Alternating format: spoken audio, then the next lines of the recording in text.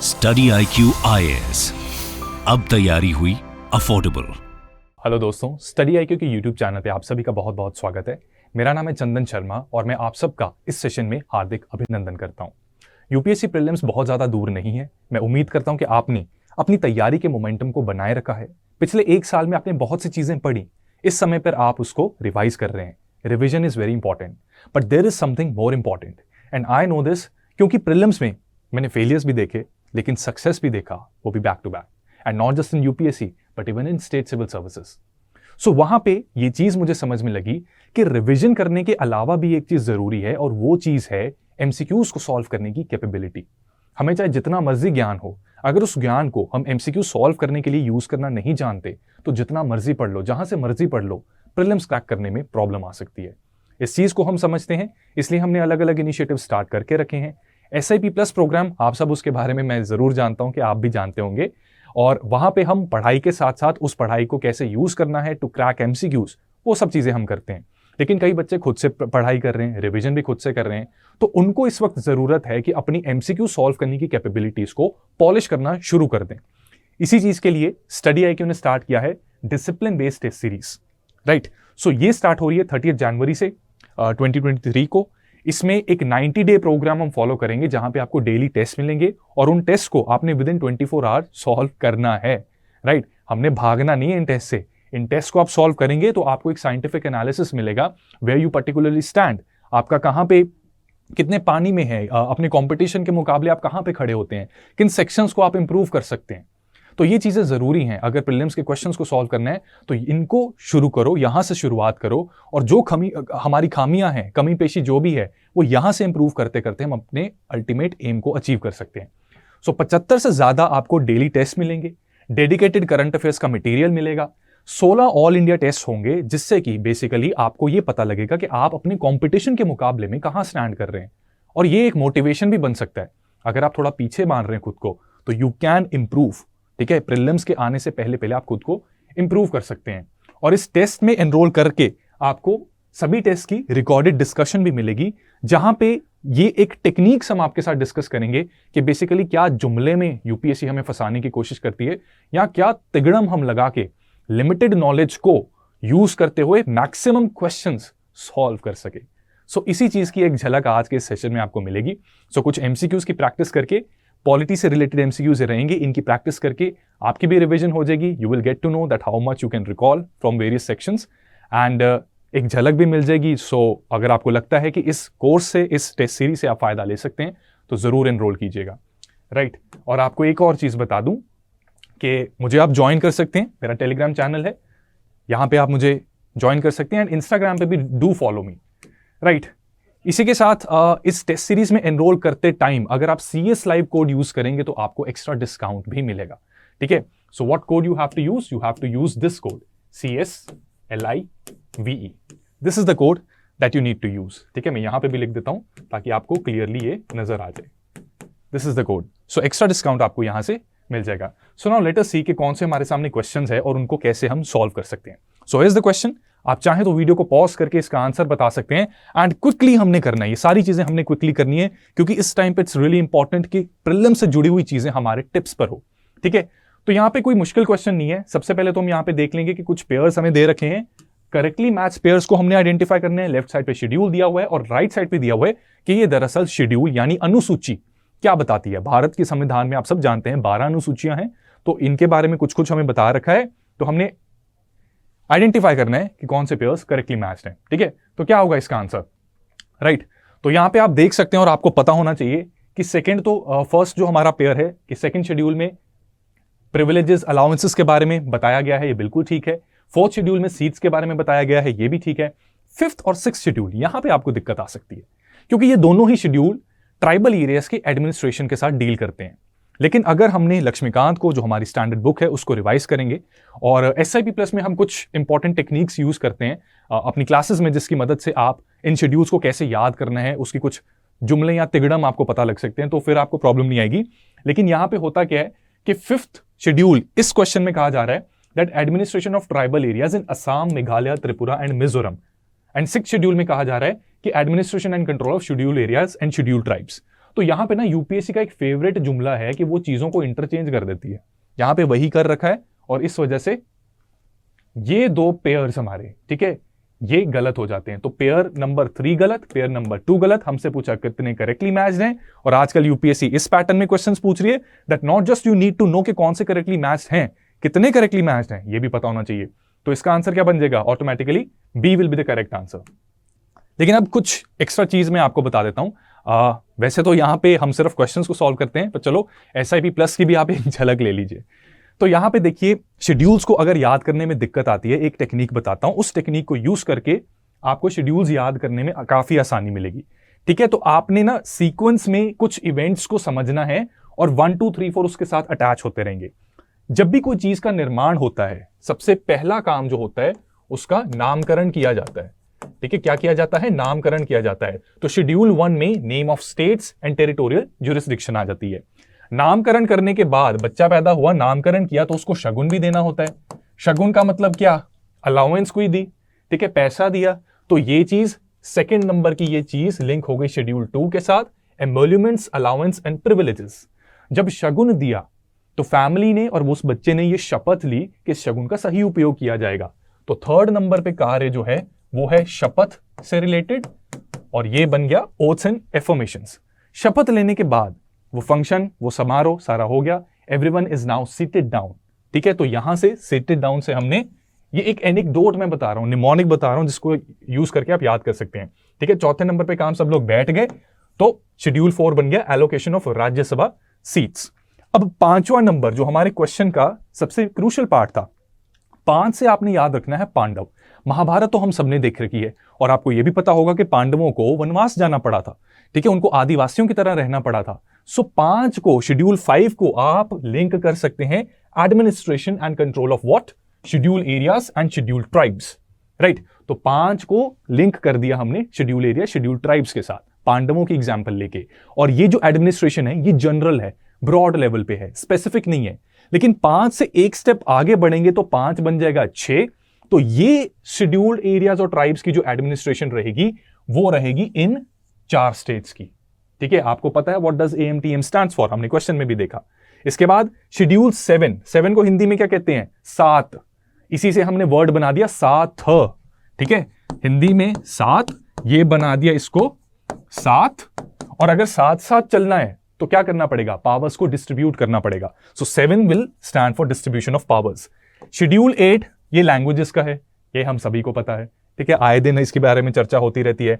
Schedule 9 को हिंदी में कहते हैं 9 बन गया नो। तो इंडियन पॉलिटी के कॉन्टेक्स्ट में कौन सी चीज सबसे ज्यादा नो की जाती है कि जुडिशियल रिव्यू को आप सुपरसीड नहीं कर सकते।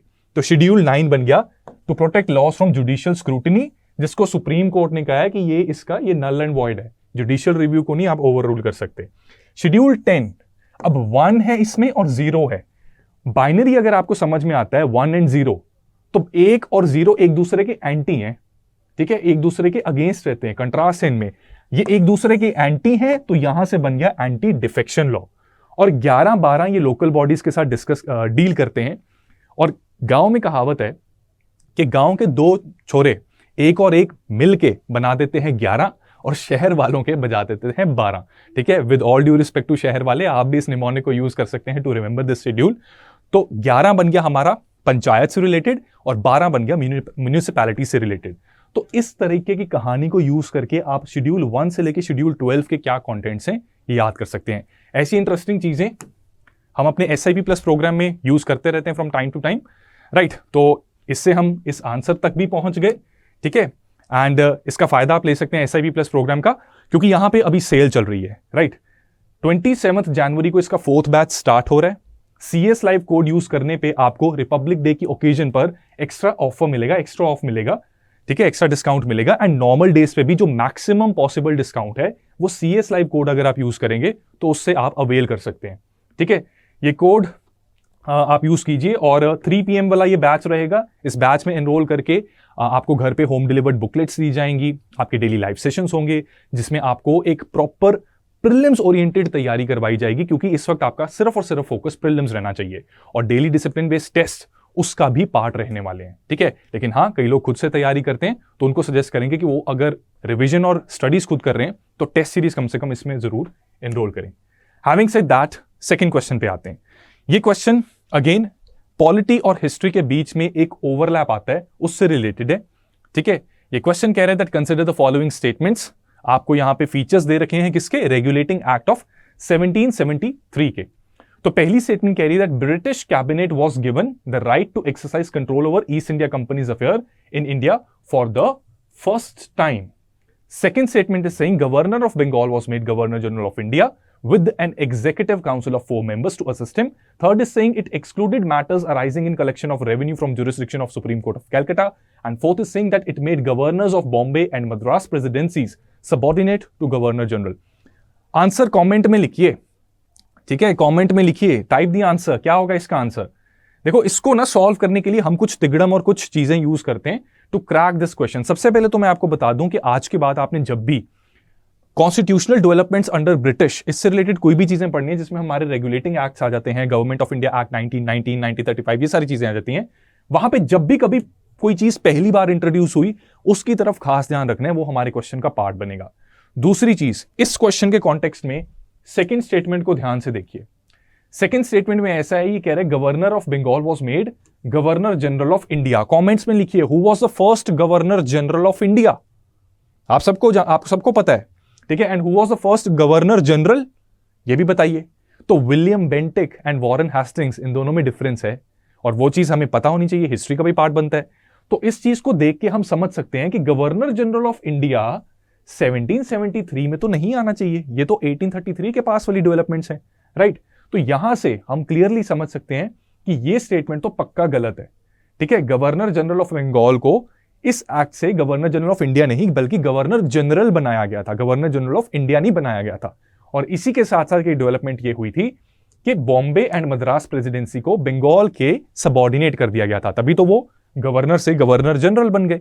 तो सेकंड स्टेटमेंट तो पक्का गलत है। अब ऑप्शंस देखिए, ऑप्शंस में हर जगह 2 आ रहा है एक्सेप्ट फॉर ऑप्शन सी, तो करेक्ट आंसर ये बन गया। और आपकी इंफॉर्मेशन के लिए आपको बता दें कि अगर थर्ड स्टेटमेंट आपको पार्शियली भी पता थी या इसमें डाउट भी था, तब भी ये फैक्ट आपको पता होना चाहिए था। और यूपीएससी में ऐसा अक्सर होगा कि लिमिटेड नॉलेज के बेसिस पे आप अपने अटेम्प्ट को कैसे मैक्सिमाइज कर सकते हैं, इस तरीके से करना है, ठीक है। सो 1773 it excluded the matters arising in the collection of revenue from jurisdiction of supreme court of Calcutta. ये भी इसकी प्रोविजन के अंडर नहीं आता था, ठीक है। तो ये क्वेश्चन बेसिकली हमने एलिमिनेशन के थ्रू किया, और अगर आप अपनी लक्ष्मीकांत को रिवाइज करेंगे तो डिटेल्स आपको इसकी ऑर्डर वहां से पता लग जाएंगी फर्दर, ठीक है। इसका करेक्ट आंसर ऑप्शन सी है। अगले क्वेश्चन पे चलते हैं। ये क्वेश्चन बताइए, इसका क्या आंसर होगा। Who among these described the preamble as honour horoscope of our sovereign democratic republic. Type in the comment section what will be the answer to this particular question, ठीक है। क्या आंसर होगा इसका। इसका आंसर देखो दोस्तों, आपको रटना ही पड़ेगा, ठीक है। ये जो horoscope of a sovereign democratic Republic है, ये बात के.एम. मुंशी ने कही थी, an important member of constituent assembly के ऊपर जो भी डिबेट चली थी और कॉन्स्टिट्यूशन के ऊपर जो कमेंट्रीज चलती हैं, बेसिकली के.एम. मुंशी ने अच्छी खासी कमेंट्रीज दी थी, ठीक है। तो यहां से ये चीज आपको याद रखनी है। Cut this question has to be done again, ठीक है। यहां से इसको रिपीट करना है, ये क्वेश्चन रिपीट होगा। तो दोस्तों इस क्वेश्चन का आंसर बताइए। Who among the following describe the preamble as the horoscope of a sovereign democratic republic. हमारे कॉन्स्टिट्यूशन के बारे में अलग अलग विद्वान लोगों ने कुछ टिप्पणियां की थी, उनमें से एक ने यह कहा था कि प्रीएम्बल हमारी कुंडली है, हमारे सॉवरेन डेमोक्रेटिक रिपब्लिक की हॉरोस्कोप है, जन्मपत्री है। तो ये किसने कही थी। तो ऐसी चीजें तो दोस्तों आपको रटी होनी चाहिए। तो इसका आंसर के.एम. मुंशी है, ठीक है। ये हम लक्ष्मीकांत में भी पढ़ते हैं, वहां पे भी ये मेंशन्ड है। तो अगर आपका ध्यान अभी तक नहीं गया था तो अब आप रिवाइज जब करेंगे तो ऐसी चीजों के ऊपर खास ध्यान देना, ठीक है। इसका आंसर ऑप्शन ए है। अगले क्वेश्चन पे चलते हैं। यहाँ पे 3 स्टेटमेंट्स दे रखी हैं आपको, और स्टेटमेंट्स आपसे कह रही हैं that India was declared an independent and sovereign state on August 15, 1947 through the independence of India act 1947, ठीक है। Second statement is saying Nehru report of 1928 provided fundamental rights and universal adult suffrage. और third कह रहा है office of secretary of state for India was abolished by Indian independence act 1947। अब इसमें ध्यान से देखना हमने, स्टेटमेंट 1 में देखो, स्टेटमेंट 1 में क्या कुछ गलत दिख रहा है आपको। ये कह रहा है कि India was declared independent and sovereign. Do you think कि 1947 को ही हम सॉवरेन हो गए थे। तो फिर 26 जनवरी की क्या रेलेवेंस है? सोचने वाली बात है, हम तो सेलिब्रेट भी कर रहे हैं। तो दोस्तों यहां पे आपने ये ध्यान रखना है कि जो गवर्नमेंट ऑफ ये इंडिपेंडेंस ऑफ इंडिया एक्ट 1947 जो था, इसने हमें आजादी दी थी, लेकिन हम सॉवरेन कंट्री नहीं बने थे। हम क्या बने थे? डोमिनियंस बने थे। क्यों? क्योंकि इस डेट के बाद भी lord Mountbatten, lord M Batten, ये क्या थे? हमारे गवर्नर जनरल थे, जीजी थे। ठीक है, जीजा नहीं थे, जीजी थे, गवर्नर जनरल थे। और it was only when the constitution was enforced, तब हम पर्टिकुलरली हमने सॉवरेनिटी अपनी अटेन की थी। तो फर्स्ट स्टेटमेंट यहां पे इस पर्टिकुलर चीज की वजह से गलत हो जाती है। अब ऑप्शंस देखिए, इजीली आप एलिमिनेट कर सकते हैं बी और ए को। ठीक है ना, व्हाट अबाउट बाकी ऑप्शंस का क्या है? 2 और 3 में। तो यहां पे देखो 3 के बारे में हो सकता है आप में से कुछ लोगों को नहीं पता, हालांकि पता होना चाहिए, राइट? तो इस टेस्ट सीरीज की मदद से जो हम डिटेल्ड एक्सप्लेनेशन पीडीएफ आपको देंगे, वहां पे सारी चीजों को थोड़ा लेंथ में डिस्कस किया जाएगा, तो कुछ एडिशनल फैक्ट्स आपको वहां पे मिलेंगे। ठीक है, बट जो लोग खुद से तैयारी कर रहे हैं वो तो बुक्स पढ़ते हैं, राइट? तो थर्ड स्टेटमेंट आप अपनी बुक्स में सर्च कीजिएगा अगर आपको मिलती है या नहीं। सेकंड जो है वो बिल्कुल करेक्ट है। हम सब जानते हैं नेहरू रिपोर्ट की हम क्रोनोलॉजी जब पढ़ते हैं हिस्ट्री में, तो नेहरू रिपोर्ट ही हमारे कॉन्स्टिट्यूशन में भी जो फंडामेंटल राइट्स और यूनिवर्सल एडल्ट सफरेज दे रखी है, उसका सोर्स एक तरीके से कहा जाता है। And this statement in that context is true. तो 2 करेक्ट है, ठीक है। और सी और डी में से आप बताइए, एक ही ऑप्शन है जिसमें 2 आ रहा है, तो हम इजीली ऑप्शन सी को सही मान सकते हैं। और दोस्तों इसी तरीके से आपने अपने थॉट प्रोसेस को डेवलप करना है to solve maximum MCQs during prelims exam as well. ठीक है, करेक्ट आंसर इसका ऑप्शन सी बन गया। अगले क्वेश्चन पे चलते हैं, राइट? तो बताइए इसका आंसर क्या होगा। आपके सामने 3 स्टेटमेंट्स दे रखी हैं और आपको फटाफट इसका बताओ क्या आंसर होगा। Quickly tell what will be the answer. पहली स्टेटमेंट कह रही है that government of India act 1935 it provided for bicameralism in all the 11 provinces under British administration. ये गलत है। सिर्फ 6 आउट ऑफ 11 प्रोविंसेस के अंडर बायकैमरलिज्म को प्रोवाइड किया गया था। ठीक है, और वैसे भी जब स्टेटमेंट्स में ऑल, ऑलवेज, ओनली ये वर्ड्स आ जाएं तो कान खड़े हो जाने चाहिए। ठीक है, अगर कहीं ना कहीं डाउट भी है ना, तो अगर स्मार्ट गेस ही करना है तो जनरली ऐसा देखा गया है कि ये स्टेटमेंट्स ऐसी गलत होती हैं। तो पहली स्टेटमेंट गलत है। सेकंड स्टेटमेंट कह रही that residuary power of legislation at centre was wasted with federal government. तो ये गवर्नमेंट ऑफ इंडिया एक्ट 1935 की बात हो रही है, और आप सब जानते हैं कि 1935 एक्ट के गवर्नमेंट ऑफ इंडिया एक्ट जो था, इसकी फेडरल प्रोविजंस एग्जीक्यूट ही नहीं हो पाई। तो यहां पे रेजिड्यूरी पावर्स जो लेजिस्लेशन की सेंटर के पास होनी थी, वो फेडरल गवर्नमेंट के पास जाएगी कैसे अगर फेडरल गवर्नमेंट ही नहीं बन पाई। ठीक है, federal provisions they were not enforced. तो इस वजह से सेकंड स्टेटमेंट गलत हो गई। हालांकि ये हो जाता अगर इसकी फेडरल प्रोविजंस लागू हो जाती, लेकिन वो लागू ही नहीं हुई, इसलिए सेकंड स्टेटमेंट गलत हो गई। ठीक है, तो 2 एलिमिनेट हो गए, तो आंसर तो हमारा डी बनना चाहिए, है ना? डी आंसर होना चाहिए। The provincial governments were allowed to borrow money on their own security. Yes, this is true, क्योंकि प्रोविंशियल ऑटोनॉमी दी गई थी 1935 एक्ट के मदद से, और इस चीज को एग्जीक्यूट किया भी गया था। ठीक है, तो बोरो करने के लिए तो फिर वो कर सकते हैं बोरो, तो आंसर डी होना चाहिए। लेकिन यहां पे बहुत से बच्चों ने ये नहीं देखा होगा। ठीक है, तो दोस्तों आपको ये बता दूं कि इनकरेक्ट करेक्ट जो है हमने अपने मम्मी पापा के पढ़ने के लिए नहीं छोड़ना, ये हम ही पेपर दे रहे हैं, हमको पढ़ना है। ठीक है, तो ये हमेशा ध्यान रखना। पहले क्वेश्चन में भी मैंने यही चीज से शुरू किया था कि करेक्ट पूछा कि इनकरेक्ट पूछा है, सबसे पहले आपको ये देखना है। तो इसका जो करेक्ट आंसर है वो क्या है कि हमें गलत स्टेटमेंट्स को आइडेंटिफाई करना है। फर्स्ट और सेकंड गलत है, फर्स्ट और सेकंड गलत है, तो क्या आंसर बनेगा? ए। तो ए पे ताला लगाएं। ठीक है, कमेंट्स में बताओ क्या आंसर बनेगा इसका, कमेंट्स में लिखिए इसका क्या आंसर बनेगा। आंसर ए ही निकला। ठीक है, चलिए अगला क्वेश्चन आपके कॉन्सेप्ट को टेस्ट करेगा। बड़ा ही सरल सा क्वेश्चन दिख रहा है, कोई स्टेटमेंट का झंझट नहीं है इसमें। सो कॉन्स्टिट्यूशनल गवर्नमेंट का मतलब क्या है? इन ऑप्शंस को ध्यान से देखिए और आपने इसमें बताना है कि कॉन्स्टिट्यूशनल गवर्नमेंट का मतलब क्या है। देख लेते हैं हम भी कैसे इसको सॉल्व करना है। आंसर कॉमेंट्स में लिखिए। ठीक है, मेरे एक्सप्लेन करने से पहले आपको आंसर कॉमेंट्स में लिखना है। ठीक है, सो ए ऑप्शन कह रही है that a representative government of a nation with federal structure. B कह रही है government whose head enjoys nominal powers। C कह रही है a government whose head enjoys real powers. और डी कह रहे हैं a government limited by the term of constitution. अब इतना डिफिकल्ट क्वेश्चन, ओहो हो, ठीक है, ये तो मतलब ये गलत नहीं होना चाहिए, मजाक कर रहा हूं, ये बहुत इजी क्वेश्चन है। ठीक है, बाकी सारी ऑप्शंस जो है ना वो बस ऐसे ही लप्पा मारा हुआ है। ठीक है, और यूपीएससी ऐसा करती है, सिर्फ डी ही ऑप्शन है। ठीक है, कॉन्स्टिट्यूशनल गवर्नमेंट का मतलब ही ये है कि एक ऐसी सरकार हम बना रहे हैं ठीक है, पावर सिस्टम अंदर का जैसा भी हो, चाहे वो डेमोक्रेटिक हो, चाहे वो रिपब्लिक हो, मोनार्क हो, लेकिन वो सरकार बाउंड है अपने एक दायरे में, और उसको वो दायरा किसने दिया है? कॉन्स्टिट्यूशन ने, राइट। सो डी ऑप्शन है जो इस चीज को करेक्टली बता रही है। बाकी सारी ऑप्शंस लिखी हुई हैं बस, ठीक है, कंफ्यूजन क्रिएट करने के लिए। आंसर इसका ऑप्शन डी बनेगा, ठीक है। So the correct answer to this question is option D. अगला क्वेश्चन कह रहे हैं कि parliamentary form of government in India, ठीक है, parliamentary form of government all over the world exist करती हैं, लेकिन इंडिया की जो पार्लियामेंट्री फॉर्म ऑफ गवर्नमेंट है उसके कुछ यूनिक फीचर्स हैं। जो लोग सेल्फ स्टडी कर रहे हैं वो लक्ष्मीकांत से रिवाइज करेंगे। SIP प्लस के बच्चों को बुकलेट्स में भी इन चीजों को हाईलाइट करके दे रखा है, राइट। सो यहां पे 4 फीचर्स दे रखे हैं, आपने बताना है कि इंडिया के कॉन्टेक्स्ट में पार्लियामेंट्री फॉर्म ऑफ गवर्नमेंट जो है वो कौन कौन से फीचर्स को एक तरीके से फुलफिल करती है, ठीक है। आंसर बताओ, क्या आंसर है इसका? मेरे डिस्कस करने से पहले आंसर बताइए। पहली आइटम कह रही है that presence of both nominal and real executives, कि पार्लियामेंट्री फॉर्म ऑफ गवर्नमेंट में नॉमिनल और रियल दोनों एग्जीक्यूटिव्स होते हैं, ठीक है। तो क्या ये सच है? ये सच है, ठीक है। Real executives basically directly elected people, directly elected by people, ठीक है। और नॉमिनल एग्जीक्यूटिव्स वो इनडायरेक्टली इलेक्टेड, ठीक है, प्रेसिडेंट फॉर एग्जांपल। तो प्रेसिडेंट जो है वो पार्लियामेंट में बैठते नहीं है, लेकिन पार्लियामेंट का पार्ट जरूर है। क्यों? क्योंकि कोई भी बिल तब तक एक्ट नहीं बनता जब तक प्रेसिडेंट का मोहर नहीं लगता उस पर, right. So first is correct. Second कह रहे parliamentary sovereignty. Now look at this particular item very carefully. Parliamentary sovereignty का कॉन्सेप्ट ही इस क्वेश्चन के थ्रू टेस्ट किया जा रहा है। सॉवरेंटी का मतलब है कि पार्लियामेंट अपने हिसाब से जो कानून बनाएगी वो उस देश के ऊपर लागू होगा ही होगा। Parliament is independent in itself. तो क्या इंडिया के कॉन्टेक्स्ट में is it true? Type in the comment section, India के कॉन्टेक्स्ट में is parliament sovereign? The answer is no. क्यों? क्योंकि पार्लियामेंट बाउंड है। बाउंड कौन कर रहा है पार्लियामेंट को? हमारा संविधान, ठीक है।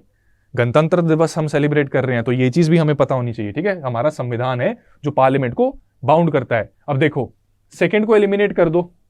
सेकंड तो इंडियन पार्लियामेंट्री फॉर्म का पार्ट नहीं है, पार्लियामेंट्री गवर्नमेंट का। तो जहां जहां 2 आ रहा है उसको हटाओ। 2 यहां भी आ रहा है, यहां भी आ रहा है, यहां भी आ रहा है, तो आंसर आ गया। 1 करेक्ट है, 2 इनकरेक्ट है। तो बिल्कुल श्योर शॉट होकर आंसर आपने करना है। अब यहां पे एक टिप दे दूं दोस्तों, ये ट्रिक्स मैं इसलिए बता रहा हूं क्योंकि यूपीएससी में ना आजकल क्या है, स्टेटमेंट्स बहुत ज्यादा आनी शुरू हो गई हैं। तो अगर आप सारी स्टेटमेंट्स को पढ़ते रहोगे आपका टाइम कंज्यूम होगा। तो इस तरीके से जब अपने थॉट प्रोसेस को यूज करोगे so what will happen is कि आप अपना कुछ टाइम सेव कर सकते हो। जब ये पता है कि ये गलत है ही है, सीधा थर्ड फोर्थ देखने की भी जरूरत नहीं, बिल्कुल कॉन्फिडेंटली आंसर को मार्क करो, ठीक है। थर्ड कह रहे collective responsibility of ministers to parliament, yes, no confidence motion, ठीक है। मिनिस्टर काउंसिल ऑफ मिनिस्टर्स के अगेंस्ट हो जाता है तो वो कलेक्टिवली रिस्पॉन्सिबल हैं पार्लियामेंट के लिए, इंडिविजुअली भी हैं, कलेक्टिवली भी हैं। फोर्थ कह रहे double membership of the ministers, इसका बेसिकली मतलब है कि राज्यसभा से भी आ सकते हैं, लोकसभा से भी आ सकते हैं, ठीक है। तो ये 1, 3 एंड 4 हमारा पार्लियामेंट्री सिस्टम का पार्ट है, सेकंड नहीं है, तो इसका आंसर 1, 3 एंड 4 बन गया। और ये कॉन्सेप्ट आपका टेस्ट किया जा रहा था, ठीक है। So those who are doing self study kindly revise these concepts. Parliament का चैप्टर लक्ष्मीकांत का सबसे ज्यादा इंपॉर्टेंट चैप्टर है, क्वेश्चन आना ही आना है उसमें से, देख लेना आप। इसके बाद अगला क्वेश्चन कह रहे हैं that which one of the following in Indian polity is essential feature that indicates it is federal in character. अब यहां पे इस क्वेश्चन में आपका फेडरलिज्म के बारे में आपको पता है कि नहीं पता, वो चीज टेस्ट हो रही है। ऑप्शंस एक बार देखिए, इसको आंसर करने की कोशिश कीजिए, ठीक है। तो मेरे सॉल्व करने से पहले आप इसका आंसर बताइए, कमेंट्स में आंसर टाइप कीजिए। चलिए यहां पे मैं आपको अब बताता हूं। देखो, फेडरल है ना, जो फेडरल का मतलब होता है power is being shared, power sharing. This is the key idea behind federalism, कि पावर 2 यूनिट्स में शेयर हो रही है, मतलब पावर शेयर हो रही है। अगर पावर शेयर हो रही है तो ऑब्वियसली मल्टीपल यूनिट्स एग्जिस्ट करेंगे। क्या होगा? Multiple units. अब मल्टीपल यूनिट्स जब एग्जिस्ट करेंगे, ठीक है, 2 भाई भी होते हैं ना, वो भी आपस में लड़ते हैं, सगे भाई भी आपस में मतभेद आते हैं। जब उनमें मतभेद आता है तो कौन न्यूट्रलाइज, मतलब दोनों में सुलह कौन करवाते हैं, कौन फैसला करता है? हमारे मॉम डैड। इंडिया के केस में या किसी भी देश के केस में जब फेडरल यूनिट्स में मतभेद आते हैं तो कौन डिसाइड करेगा? कोई तो होना चाहिए, जुडिशरी होनी चाहिए, न्यायपालिका होनी चाहिए, ठीक है। अब न्यायपालिका अगर सेंट्रल गवर्नमेंट को रिपोर्ट करेगी, सेंट्रल गवर्नमेंट के इशारों पर काम करेगी, तो वहां पे तो न्याय नहीं हो पाएगा, जस्टिस नहीं हो पाएगा। So what is needed? What is essential for federal structure, कि बिना इसके तो फेडरलिज्म एग्जिस्ट ही नहीं कर पाएगा। ठीक है, पावर शेयरिंग होनी चाहिए और जस्टिफाइड होनी चाहिए। तो वो जस्टिफाइड तभी हो पाएगी अगर एक हमारे पास इंडिपेंडेंट जुडिशरी होगी। So independence of judiciary if safeguarded, this is the essential feature of what, federal character. ठीक है, फेडरल कैरेक्टर का ये एसेंशियल फीचर है। तो इसका करेक्ट आंसर ऑप्शन ए बन गया। ठीक है, अगले क्वेश्चन पे चलते हैं। Next question is saying in reference to या with reference to Indian history, members of constituent assembly for provinces they were, कौन थे वो, उनको कैसे चुना गया? ऑप्शंस एक बार देखिए और इसका आंसर बताइए। ठीक है, एक बार देख लीजिए ऑप्शन, मेरे एक्सप्लेन करने से पहले आंसर बताइए। और मैं ये आपको बता दूं कि 2022 के प्रीलिम्स में इसी तरह का सिमिलर क्वेश्चन पूछा गया था।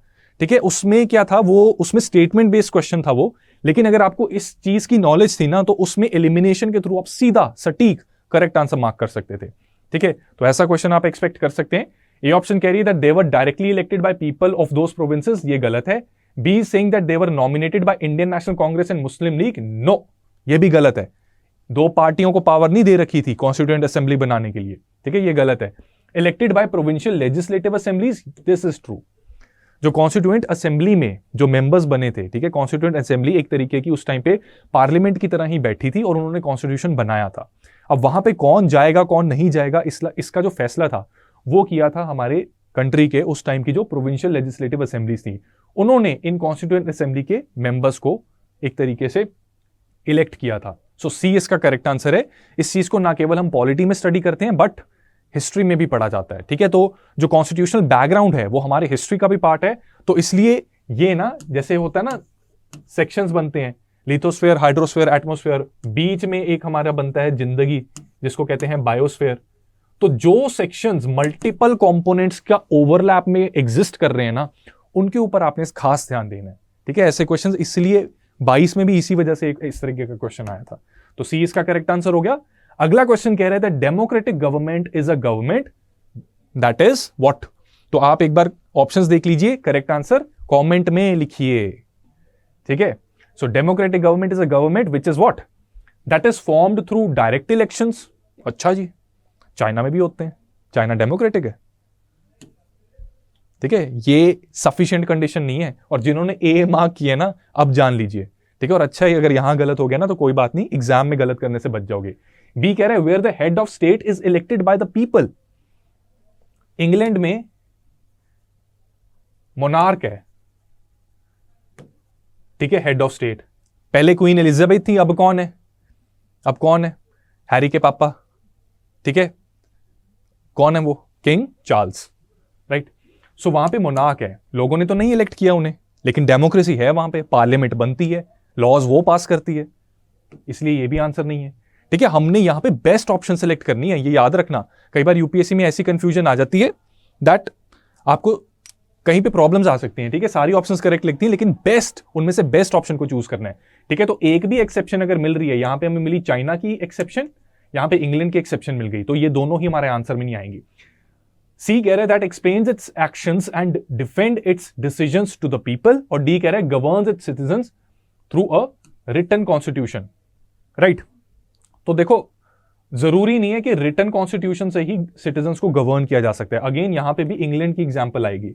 इंग्लैंड में रिटन कॉन्स्टिट्यूशन नहीं है, वहां पे पार्लियामेंट ही अलग अलग एक्ट्स को पास करती है और वो एक्ट्स एक तरीके से कॉन्स्टिट्यूशन जितनी पावर रखते हैं। तो ये भी एलिमिनेट हो गया। सी इस कॉन्टेक्स्ट में सही आंसर हमारा बनेगा कि डेमोक्रेटिक गवर्नमेंट जो है, it is answerable to its people. This is the most essential part of democratic government. सिर्फ डायरेक्ट इलेक्शंस करवा दो लेकिन अपनी मर्जी से चल रही है सरकार, लोगों को आंसरेबल नहीं है, डेमोक्रेसी नहीं है वहां पे। जहां पे हेड ऑफ स्टेट लोगों द्वारा चुना जाता है, ऐसा नहीं है। अगर लोगों द्वारा नहीं भी चुना जाता लेकिन लोगों को आंसरेबल है उनकी सरकार, ठीक है। ब्रिटेन में तो ये बहुत अच्छी एग्जांपल है, कई प्राइम मिनिस्टर्स वहां पे रिजाइन कर देते हैं क्योंकि लोगों को वो जवाब नहीं दे पाते, लोग उनसे नाखुश हैं, राइट। हमने अतीत में देखा भी है ये, आप सबको एग्जांपल्स पता है इसकी। D governs its citizens through written constitution, ऐसा भी नहीं है, इंग्लैंड ही बहुत बड़ी एग्जांपल है।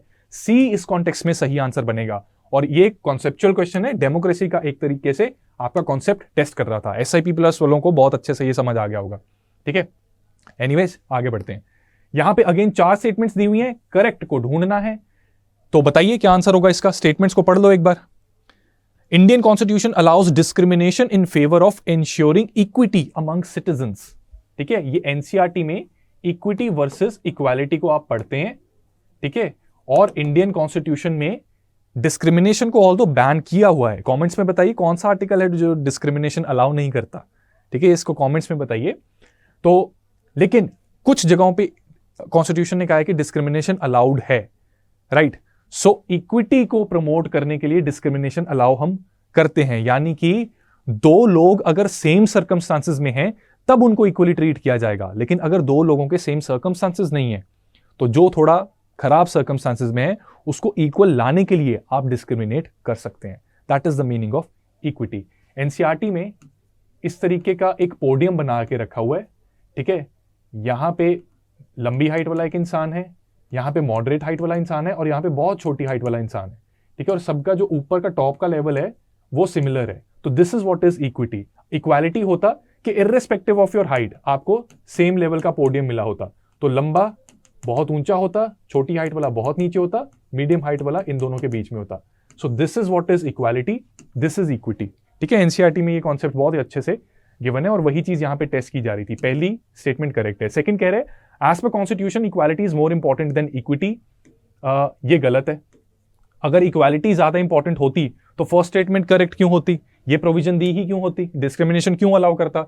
सेकंड गलत है, जहां जहां 2 आ रहा है उसको एलिमिनेट कर दो, आंसर आ गया। ठीक है, फिर भी देख लेते हैं बाकी statements. In spirit of implementing DPSPs the government is allowed to violate article 14।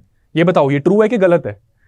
अगर आपको नहीं याद होता एक चीज याद रखना, 31C14, 31C14, जहां पे 31C आता है पिक्चर में, आर्टिकल 14 चला जाता है।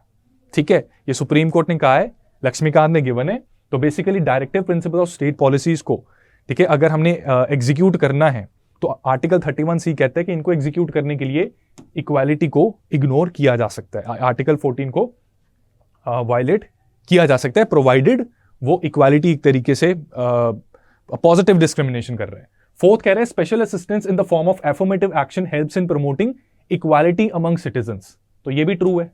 ठीक है, और वैसे भी हमने आंसर तो वैसे ही निकाल लिया था, तो 1, 3, 4 करेक्ट है। सेकंड स्टेटमेंट बेसिकली टेस्ट किया जा रहा था आपको यहां पे। With reference to Indian constitution consider the following statements.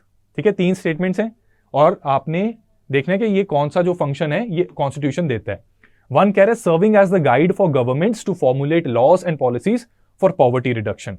Second कह रही है कि कॉन्स्टिट्यूशन जो है ये इंश्योर करता है that people with only strong moral code would reach to power. अच्छा जी, ऐसा तो नहीं है, क्रिमिनल्स भी आ जाते हैं पावर में। ठीक है, इंडिया के केस में तो काफी ज्यादा विदाउट नेमिंग एनीवन, बट ये प्रॉब्लम है कि अगर बातचीत करनी अच्छी आती है, लोगों के ऊपर अच्छी कमांड है, तो even if the morals are not strong, even such people can reach to power, right. So second तो बिल्कुल गलत है, कॉन्स्टिट्यूशन ऐसी कोई चीज नहीं प्रोवाइड करता। 2 एलिमिनेट कर दो तो आंसर देखो आपका आ गया, ऑप्शन ए बन गया आपका करेक्ट आंसर। और थर्ड स्टेटमेंट कह रही that providing rules to ensure coordination among members of society, ये भी गलत है। लोगों को आजादी दी गई है, राइट। ऐसा नहीं है कि उनको डिक्टेट किया जा रहा है कि ये आप कर सकते हैं या ये नहीं कर सकते। ठीक है, और यहां पे 2 एलिमिनेट हो गया तो थर्ड वैसे भी हो नहीं सकता ऑप्शंस के हिसाब से, राइट। और फर्स्ट जो है it serves as guide for government to formulate laws and policies for poverty reduction, yes, under various directive principles of state policy and fundamental rights, ये गाइडेंस दी जाती है। ठीक है, रूल्स, इस तरीके के रूल्स लोगों को नहीं दिए जाते। ठीक है, फंडामेंटल ड्यूटीज जो है उसके साथ आपने इसको कंफ्यूज नहीं करना, एंड फंडामेंटल ड्यूटीज जो है वो एनफोर्सेबल नहीं है, राइट। वो सिर्फ गाइडलाइंस हैं कि ऐसा करना चाहिए, ऐसे स्पेसिफिक रूल्स नहीं दिए जाते कि मेंबर्स ऑफ सोसाइटी में बहुत ही जबरदस्त कोऑर्डिनेशन हो। एंड मोर ओवर जब ऑप्शंस हमें दे रखी हैं तो हमने बेस्ट ऑप्शन को चूज करना है। तो 1 और 3 तो ऑप्शन में नहीं है, तो वैसे भी हम नहीं करेंगे। तो ये चीज इसलिए बताई जा रही है कि यूपीएससी में भी आपका मन कह सकता है कि यार ये भी तो करेक्ट आंसर होना चाहिए, लेकिन अगर ऑप्शन में नहीं है तो बिना झिझक के जो चीज बिल्कुल श्योर शॉट हो जिस चीज को लेके, उसको आपने मार्क करना है। ठीक है, इसका आंसर ऑप्शन ए बन जाता है। अगला क्वेश्चन कह रहे हैं with reference to Indian federalism. ठीक है, इंडिया का फेडरलिज्म के कॉन्टेक्स्ट में स्टेटमेंट्स दी हुई हैं, नॉट करेक्ट पूछा गया। ठीक है, गलत स्टेटमेंट को हमने बताना है। पहला कह रहे हैं there is division of legislative, executive, judicial and financial power between centres and states. ठीक है, लेजिस्लेटिव ठीक है, एग्जीक्यूटिव ठीक है, जुडिशियल पावर तो सेपरेट नहीं है, हमारी यूनिफॉर्म यूनाइटेड जुडिशरी है। ठीक है, subordinate courts, then high courts, उसके ऊपर सुप्रीम कोर्ट। ठीक है, तो ये स्टेटमेंट गलत हो गई, गलत है, इसलिए हमारे आंसर में आनी चाहिए। बी में नहीं आ रही, इसलिए ये तो बिल्कुल हमारा आंसर हो ही नहीं सकता। It is constitutionally dictated to use central government instead of union government in all official correspondence. ये भी गलत है, हम यूनियन गवर्नमेंट यूज करते हैं, सेंट्रल गवर्नमेंट नहीं बोलते। सेंट्रल गवर्नमेंट आम बोलचाल की भाषा में बोला जाता है, लेकिन ऑफिशियल कॉरेस्पॉन्डेंस में यूनियन गवर्नमेंट कहा जाता है। ठीक है, because India is union of states, so therefore the central government will be called union of government. ठीक है, तो ये भी गलत है, हमारे आंसर में आनी चाहिए। सी भी इसलिए एलिमिनेट हो गया। थर्ड कह रहे हैं Indian federalism allows the coming together model instead of holding together. 9th standard की पॉलिटिकल साइंस की एनसीईआरटी में ये चीज एक्सप्लेन्ड है। ठीक है, और एसआईपी में हमने वैसे आपको बता रखा है। कमिंग टुगेदर में ऐसा है, आप ये समझ लो कि मैं हूं सेंटर, मेरे बहुत सारे बच्चे, ठीक है, वो आपस में मेरे पास आएंगे और उनके पास ये स्ट्रेंथ है, उन्होंने डिसाइड किया है कि हमने अपने आप को और स्ट्रांग बनाने के लिए आपके पास आ रहे हैं, जो कि यूएस के केस में हुआ था। अलग अलग स्टेट्स, उनकी औकात थी इंडिपेंडेंटली एग्जिस्ट करने की, लेकिन एक common defence system, currency system को एस्टैब्लिश करने के लिए they came together and formed a federal government. लेकिन इंडिया जब 1947 में आजाद हुआ था, हमारे प्रोविंसेस बहुत ही खराब हालत में थे, हमारे में इतनी शक्ति नहीं थी कि वो यूनिट्स इंडिपेंडेंटली एग्जिस्ट कर सके। पावरफुल कौन था? सेंटर। ठीक है, तो यहां पे अगर मैं सेंटर हूं तो इंडिया के केस में मैं अपने यूनिट्स को होल्ड करके रख रहा हूं कि अरे भाग ना जाए, बैल्कनाइजेशन ना हो जाए, ठीक है, बैल्कनाइजेशन ना हो जाए, कहीं दूसरे कंट्री में मर्ज ना हो जाए, जूनागढ़ एटसेट्रा, ये सारी एग्जांपल आपको पता है। तो इसलिए हमारा holding together form of governance है। ठीक है, फेडरल स्ट्रक्चर हमारा होल्डिंग टुगेदर वाला है। ये भी गलत हो गया, हमारे आंसर में आना चाहिए ऑप्शन डी करेक्ट आंसर बन गया। ठीक है, आई होप ये चीज भी क्लियर है। Democracy is best form of government because, बताइए किस रीजन की वजह से डेमोक्रेसी को बेस्ट फॉर्म ऑफ गवर्नमेंट कहा जा सकता है? ऑप्शन ए कह रही है that it believes into intelligence and character of ordinary man and women. B कह रहा है it provides power in the hand of executive leadership. C कह रहा है it ensures powers in the hand of superior individuals with vision. और D कह रहा है it provides power in the hands of dedicated party workers. अब इन सब में यार देखो, बेस्ट हमने चूज करना है। ये तो आंसर नहीं हो सकता, ठीक है, ये भी आंसर नहीं हो सकता, राइट ये भी आंसर नहीं हो सकता। डेमोक्रेसी में आम लोग जनता को चुनते हैं, तो बेसिकली ये एज्यूम किया जा रहा है कि आम इंसान, उसके पास इंटेलिजेंस है, उसका मोरल, उसका कैरेक्टर अच्छा है, जिससे कि वो उन्हीं लोगों को चुनेगा जो इस लायक हैं सरकार को चलाने के। तो इसका correct answer out of all these options best option option A बन जाती है। अगला क्वेश्चन कह रहा है कि स्टेट क्या है। ठीक है, स्टेट क्या है? 4 ऑप्शंस आपको दे रखी हैं। ये कह रहा है political institution that represents a sovereign government that governs a set of people, यानी सरकार और लोग ये स्टेट बनाते हैं। सरकारें तो आती जाती रहती हैं, लेकिन स्टेट हमेशा रहेगी, इंडिया हमेशा रहेगा। मोदी सरकार, मनमोहन सरकार, इंदिरा सरकार, ये तो आती जाती रहती हैं। सो ये हमारा आंसर नहीं हो सकता। स्टेट के कॉन्सेप्ट को यहां पे टेस्ट किया जा रहा है, और लक्ष्मीकांत को ध्यान से पढ़ना, वहां पे मेंशन्ड है, समझाया भी हुआ है। ठीक है, बी ऑप्शन कह रही है that any government type that protects and promotes socio economic wellbeing among it's citizens. ठीक है, तो स्टेट में हो तो सकता ही है, लेकिन इससे भी ब्रॉड कॉन्सेप्ट है स्टेट। ठीक है, सी ऑप्शन को देखते हैं, an institution that exercises an independent function. ठीक है, कि एक ऐसा इंस्टीट्यूशन जो इंडिपेंडेंटली काम करता है, ये भी इनकम्प्लीट है।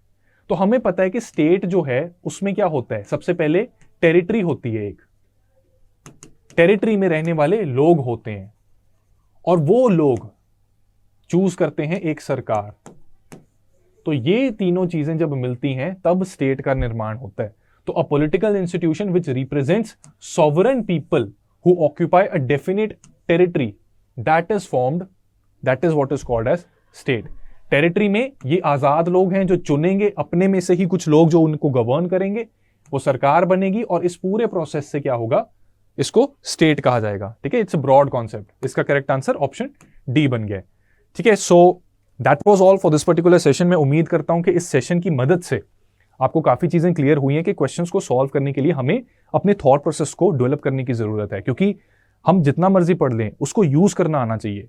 और मोर ओवर यूपीएससी में सब कुछ नहीं पढ़ा जा सकता। अगर सब कुछ पढ़ा जा सकता तो कोई ना कोई तो हमारे देश में ऐसा होता ना जो फुल मार्क्स ले आता, लेकिन ऐसा तो नहीं है। एंड कट ऑफ आप सबको पता है, 2020 में या 2021 में cut off was 87.5 in general studies.